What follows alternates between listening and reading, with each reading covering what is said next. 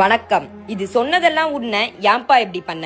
நம்ம நிகழ்ச்சியில நிறைய பேரை பிரிச்சிருக்கோம், பிரிக்க நினைச்சிருக்கோம். ஆனா ஒருத்தர் என்ன பிரிச்சு பாக்குறாங்கன்னே நம்ம கிட்ட வந்திருக்காரு. வாங்க பாப்போம். வணக்கம் மேடம். வணக்கம் மேடம். சொல்லுப்பா, என்ன பிரச்சனை? மேடம், எனக்கு போர் அடிக்குது சொன்ன மேடம். தோ இருக்கார்ல இவரு திரும்ப அடியான். சிரிப்பு வருதா மேடம் உங்களுக்கு? லூசா பண்ணி இதுக்கு எப்படி சிரிப்பு வரும்? இந்த காமெடி இவரு பண்ணிட்டாருன்னு பக்கத்துல இருக்க இவரு குலுங்கி குலுங்கி சிரிக்கிறாரு. அப்ப இவங்க ரெண்டு பேரும் டீம் போட்டு தானே மேடம் என்ன கலாய்க்கிறாங்க அர்த்தம்?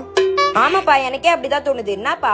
மேடம், நாங்க 3 பேருமே ஃப்ரெண்ட்ஸ் தான். அவன் தான் அவனை பிரிச்சு பாக்குறோம்னு நினைச்சுக்கிறான். பகடா மேடம் முன்னாடி புழுவாது, அவள் தான் சொல்லிட்டேன். இவனுங்க எப்பவுமே இப்படிதான் மேடம் பண்ணுவானுங்க. இப்ப நான் இவனுங்க ரெண்டு பேர்ல ஒருத்தனை கலாய்க்கிறேன்னு வச்சுக்கோங்களேன், என் கூட சேர்ந்து ஒருத்தன் கலாய்க்கவே மாட்டான்.